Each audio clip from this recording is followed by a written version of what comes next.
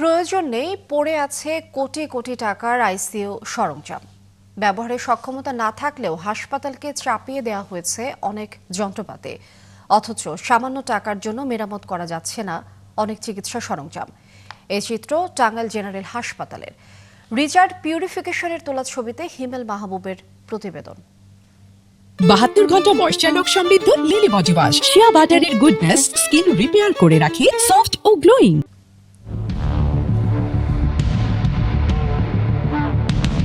ICU নিয়ে 10 গজের মধ্যে চলছে তুগলকি কর্মকাণ্ড।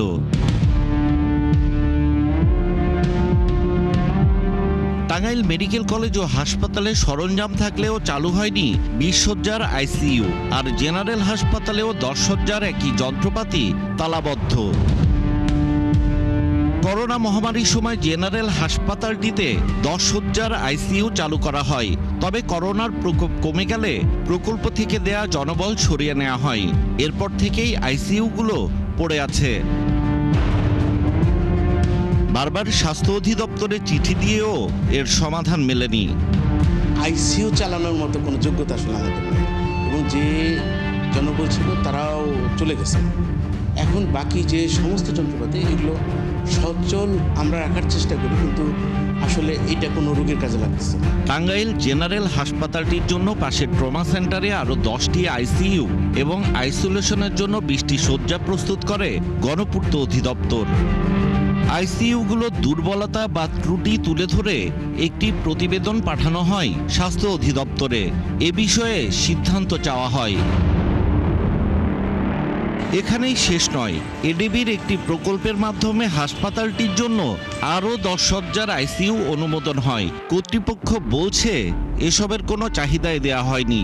আরও 10 বেডের হ্যান্ডওভার হয় নাই। কোটি কোটি টাকার আইসিইউ প্রকল্প নিয়ে তারা যখন বিপাকে, তখন নষ্ট যন্ত্রপাতির একটি তালিকা আসে 71-এর হাতে। ইসিজি মেশিন 7টির মধ্যে 3টিই নষ্ট, আল্ট্রাসনোগ্রাম মেশিন 6টির মধ্যে 5টি, ডায়াথার্মি মেশিন 8টির মধ্যে 6টি, আর এক্সরে 6টির মধ্যে 4টি নষ্ট। চাহিদা এবং সক্ষমতা না থাকলেও হাসপাতালটিতে বিভিন্ন সময় সিএমএসডি থেকে যন্ত্রপাতি গুছিয়ে দেয়া হয়েছে। প্রয়োজনীয় যেসব যন্ত্রপাতির চাহিদা দেয়া হয়েছে সেগুলোর খবর নেই। প্লাজমা রেফ্রিজারেটর বলে আমাদের যেহেতু কোনো বিশেষজ্ঞ নাই, ব্লাড ট্রান্সমিশনের বা প্যাথোলজিরও বিশেষজ্ঞ নাই, তো আমাদের পক্ষে আসলে এটা চালানো খুব কঠিন ছিল। সক্ষমতা ও চাহিদা নেই, তারপরও আসছে যন্ত্রপাতি। এ ধরনের ঘটনাকে নীতি নির্ধারকদের অযোগ্যতা হিসেবে দেখছেন এই বিশেষজ্ঞ। একটা দুর্নীতির বিষয় আছে। চাহিদা ছাড়া আমি জিনিস ওখানে দেবো কেন?